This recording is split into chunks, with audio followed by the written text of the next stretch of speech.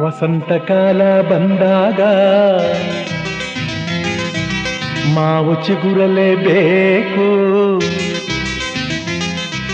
ಕೋಗಿಲೆ ಹಾಡಲೇಬೇಕು, ಕಂಕಣ ಕೂಡಿ ಬಂದಾಗ ಮದುವೆ ಆಗಲೇಬೇಕು, ಮಂಗಳವಾದ್ಯ ಮೊಳಗಲೇಬೇಕು.